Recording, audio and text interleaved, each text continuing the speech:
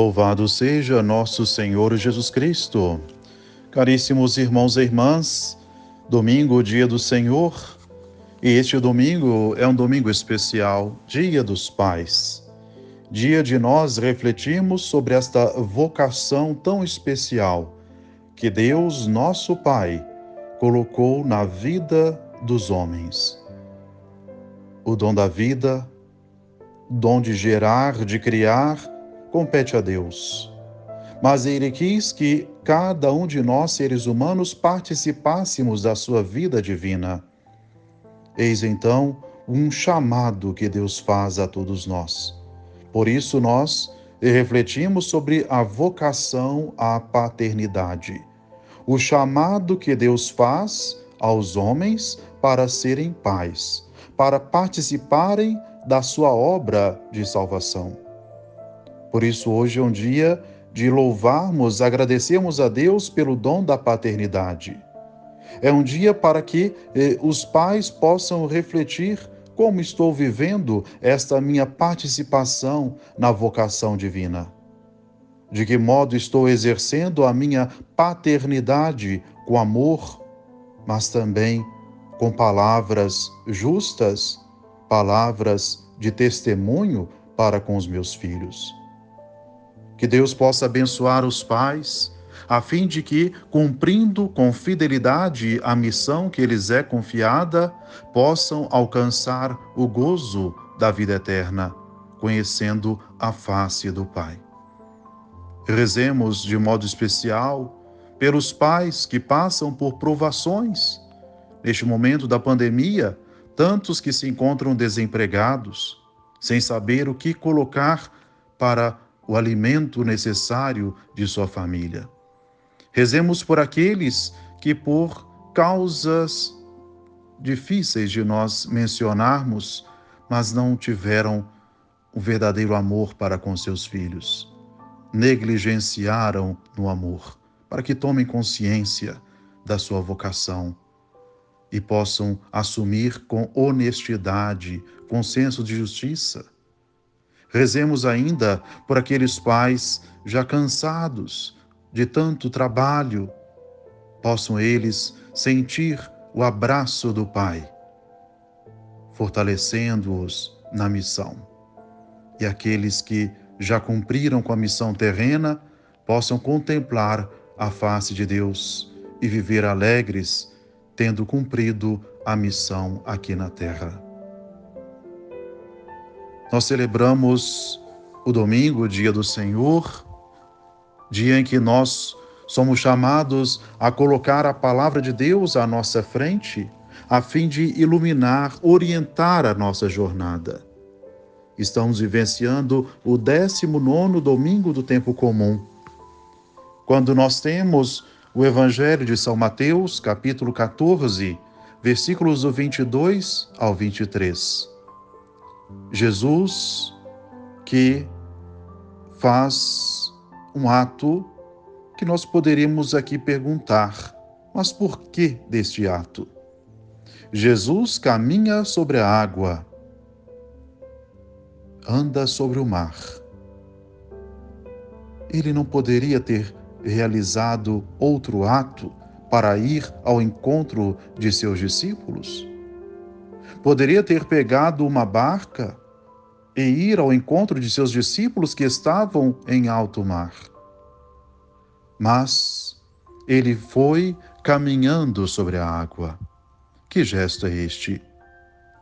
A água, para o povo judeu, tem um grande sentido, é o sentido de vida e morte.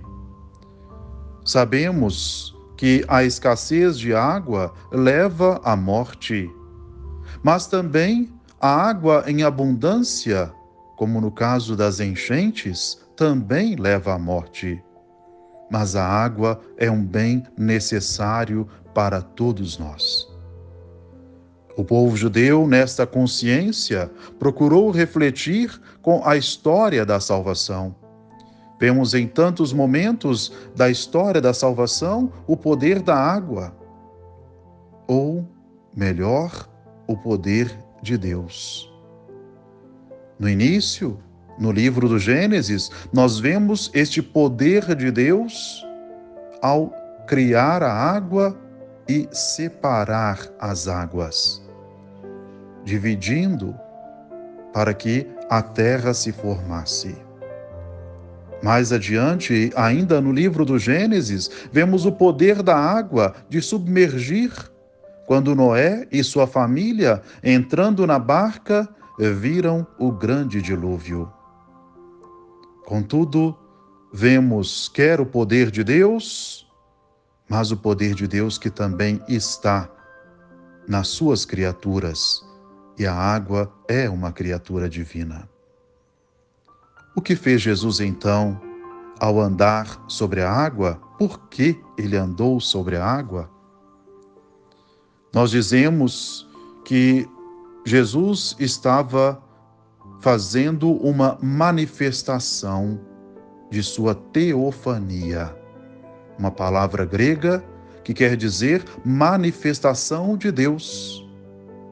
Ele quis manifestar esta presença de Deus para com os seus discípulos, para que reconhecessem que de fato Jesus é Deus. Ficaram apavorados, ficaram assustados, mas vemos a atitude de Pedro, que pediu ao Senhor: Senhor, se és tu, manda-me ir ao teu encontro, caminhando sobre a água. E Jesus respondeu: vem. Jesus não colocou limites para o pedido de Pedro, ele acolheu o seu pedido. Então, nesta manifestação, nesta teofania, vemos o gesto de Deus de chamar um ser humano à participação na sua vida. Vai ser depois o próprio Pedro que, na sua carta, vai dizer: Deus nos chamou, nos predestinou a participarmos de sua vida divina. E foi isto que Pedro experienciou nesta hora. Mas vemos que Pedro fraquejou na fé. O Senhor Deus chama a todos nós a participarmos da sua vida. Ele quer fazer festa conosco, quer abraçar-nos, quer dar-nos uma nova e plena vida. Mas para que isto aconteça, é necessário que nós tenhamos fé sincera, autêntica. Por isso a palavra do Senhor Jesus, que diz: coragem, não tenhais medo, sou eu. E ainda, Jesus, que diante do pedido de Pedro, que estava se afundando, estende a mão e segura Pedro, dizendo: homem fraco na fé, por que duvidaste? Caros irmãos e irmãs, a manifestação divina é constante, é constante. E Ele chama a cada um de nós a acreditarmos nele, a acreditarmos na sua ação em nosso meio. Não podemos duvidar. Deus está constantemente manifestando a sua teofania. De que modo? Vemos, sobretudo na nossa caminhada de fé, Deus quem age na pessoa dos sacerdotes. Quando o sacerdote consagra o pão e o vinho sobre o altar, fazendo o milagre da transubstanciação, o pão que se transforma em corpo e o vinho que se transforma em sangue. Quando o sacerdote perdoa os pecados, na verdade, não é o sacerdote quem faz. Assim nós cremos. É Cristo quem age na pessoa dos sacerdotes. Por isso nós vemos na celebração da Santa Missa, quando nós recebemos o perdão dos nossos pecados no sacramento da confissão, a teofania, a manifestação de Deus. Deus, então, chama a cada um de nós a participarmos da sua vida divina. chama os sacerdotes por uma graça especial, mas chama a todos nós, cristãos batizados, a vivermos plenamente nele. Diante disso, não podemos criar dúvidas, mas sim coragem, para irmos ao encontro do Senhor, com generosidade, darmos a nossa vida a Ele. O Senhor quer oferecer-nos um bem muito superior ao que nós vivenciamos aqui na terra. As promessas divinas devem ser realizadas na nossa vida.